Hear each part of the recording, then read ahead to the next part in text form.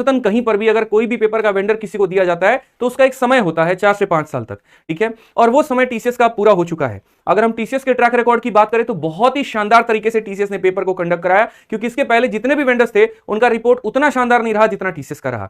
लेकिन प्रॉब्लम यहां पर क्या आ रही है कि एक ही इंसान को घर के ऊपर की सारी जिम्मेदारी दे रखी है। मतलब यूं समझ लीजिए कि अगर आप अपने माता जी को कहें कि नहीं, खाना भी तुम्हें बनाना है, कमाना भी तुम्हें, हमें भी तुम्हें को पालना है, एक स्थिति आएगा कि मरी मरी स्थिति अवस्था हो जाएगी। कुछ टीसीएस के साथ भी ऐसा ही हुआ।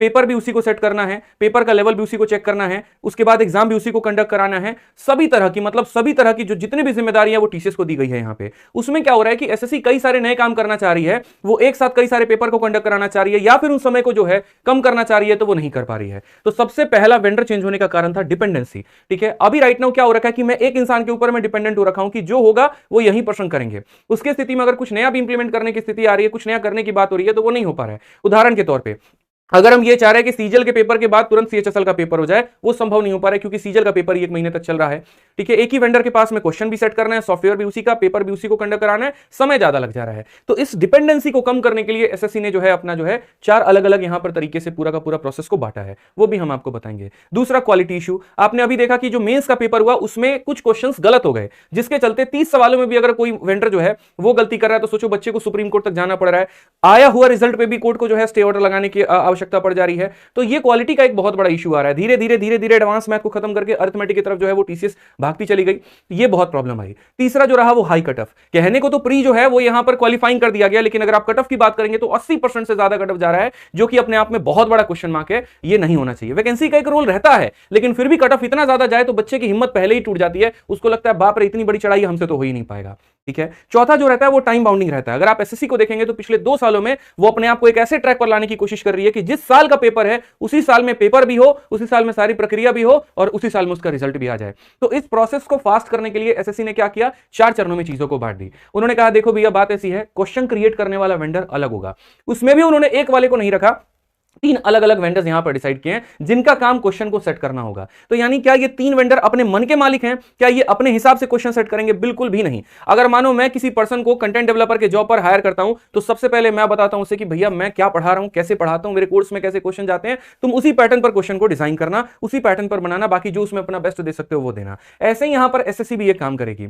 सेम तरीके से वो पहले फॉर्मेट बताएगी कि देखो ये एमटीएस का पेपर है, ये सीएचएसएल का पेपर है और ये सीजल का पेपर है। यहां पर बच्चे 10वीं पास है, यहां 12वीं है, यहां ग्रेजुएट लेवल के हैं, तो आप क्वेश्चंस को उस अकॉर्डिंग पर सेट करिएगा। हाल फिलहाल आपको यह भी देखने को मिला एमटीएस का पेपर सीजल में से ज्यादा टफ आ रहा है, तो ये एक बहुत बड़ा क्वेश्चन मार्क खड़ा हो रहा था, एक रेलेवेंसी नहीं बन पा रही थी। तो यहां पर एसएससी कॉन्स्टेंटली एज अ पापा की तरह मैनेज कर रही होगी अपने बेटों लोगों को कि तुमको जो ट्रैक पे चलना है वो इसी तरीके से करना है, बाकी हम रास्ता तुम्हें बताते रहेंगे। तो ये हमारा क्वेश्चन क्रिएट करने के ये हमारे 3 वेंडर हो गए। दूसरी बात आती है सॉफ्टवेयर को लेकर। भाई हम क्वेश्चन सेट कर सकते हैं, लेकिन उसको किस सॉफ्टवेयर में रखें? आप अगर देने जाते हैं पेपर सेंटर पे तो आप देखे होंगे कि अगर आपका बगल वाला जो व्यक्ति है बैठा हुआ है, आपका क्वेश्चन नंबर 13 कुछ और होगा, उसका 13 नंबर कुछ और होगा, शफलिंग होते हैं। टीसीएस का सॉफ्टवेयर बहुत ही शानदार था, कभी कोई पेपर लीक ही नहीं हुआ, इस बात को समझ के चलिए, कभी ऐसी कोई न्यूज ही नहीं आई। तो एक ऐसा सॉफ्टवेयर का होना जहां से क्वेश्चन लीक ना हो। कभी ऐसा हो नहीं सकता कि कुछ मुन्ना भाई लोग घर पर बैठ के क्वेश्चन सॉल्व कर रहे हैं और फर्जी कैंडिडेट के नाम से पेपर दे दिए और सही कैंडिडेट जो है वो यहां पर हकदार नहीं हो पाया। तो ये चीज यहां रुक सकती है, ठीक है। तो सॉफ्टवेयर का जो जिम्मा दिया गया है वो यहां पर इस कंपनी को दिया गया है। तीसरा अगर हम बात करें एग्जाम कंडक्ट कौन कराएगा, एग्जाम कंडक्ट मेरे भाई वो वेंडर करा रही होती है जिसके खुद के सेंटर्स होते हैं। और आप अगर देखेंगे तो आपके घर के आसपास में आयोन के नाम से या टीसीएस के नाम से काफी सारे जो हैं वो सेंटर मिले होंगे, ठीक है।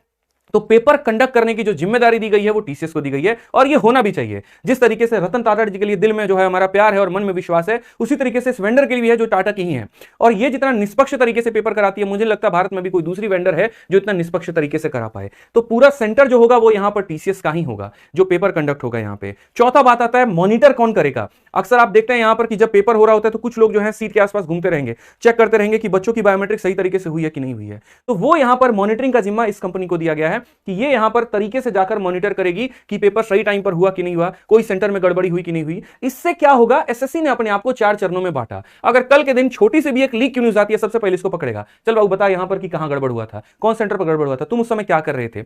ऐसे केस में यहां पर क्या होगा कि अगर किसी पेपर में छोटी मोटी मिस्टेक भी होती है तो सारे के सारे नहीं नपे जाएंगे। भैया इसमें कंटेंट बनाने वाले की क्या गलती है, सॉफ्टवेयर सप्लाई करने वाले की क्या गलती है, तो यहां पर ये पकड़ेंगे, ठीक है। तो पर्टिकुलरली उस वेंडर को फ्यूचर में बदल के उसके जगह पे दूसरा लाया जा सकता है और कम समय के अंदर में पेपर हो सकता है। नहीं तो आपने देखा था 2017 में प्रोटेस्ट करने के बाद 1 साल पूरे लग गए थे नया वेंडर सप्लाई करने में, नया वेंडर ढूंढने में। तो इससे प्रोसेस भी काफी ज्यादा आसान होगा। फ्यूचर में कोई गलती हुई, इसको हटाए दूसरा लाए, इसको हटाए दूसरा लाए, तो पूरा चेन नहीं बदलेगा मेरे भाई।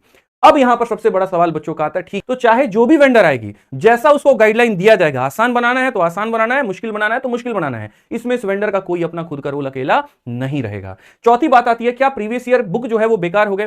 सर हमने तो अभी आपकी सीजल बैरियर खरीदी थी, या हमने अभी ये वाली प्रीवियस ईयर किताब खरीदी थी, क्या वो बेकार हो गया? बिल्कुल भी नहीं मेरे भाई। एक बात को समझो, परसेंटेज हम पढ़ाते हैं ना, तो हम टीसीएस स्पेशल नहीं पढ़ाते, हम कभी आपको यहां सीजल स्पेशल नहीं पढ़ाए, हम कभी आपको एमटीएस स्पेशल नहीं पढ़ाए, हमने आपको पढ़ाया पूरा पूरा मेरे भाई मैथ स्पेशल। और जो मैथ स्पेशल हम पढ़ाते हैं ना, उस मैथ स्पेशल में मेरे भाई सीधा सीधा मैं क्लियरली लिखता हूं फॉर ऑल एग्जाम्स। और जितने भी परीक्षाएं होती हैं आप देखेंगे, कोई बच्चा अगर मैथ स्पेशल में एनरोल है तो वो सीजल की पेपर नहीं दे रहा, वो सीएचएसएल की नहीं दे रहा, वो लगभग भारत में हर पेपर को दे रहा होता है। कुछ बच्चे सीजल के लिए जो है उस कोर्स में एनरोल करते हैं, कुछ यूपी के लिए करते हैं, कुछ रेलवे के लिए करते हैं। और ये जो परीक्षाएं होती हैं इनको अलग अलग वेंडर करा रहे होते हैं, और जब वो पेपर देकर आते हैं तो हमें मैसेज करते हैं कि सर जितना आपने पढ़ाया था वो पूरा का पूरा सेम क्वेश्चन आया। इसका मतलब यहां पर हम टीसीएस स्पेशल नहीं पढ़ाते, समझिए मेरी बात को लेकर। हम वो मैथ स्पेशल पढ़ाते हैं जिसे आप पढ़ते हैं, और अगर आप उसे पढ़ते हैं तो आप भारत का कोई भी वनडे कॉम्पिटिटिव एग्जाम क्रैक कर सकते हैं।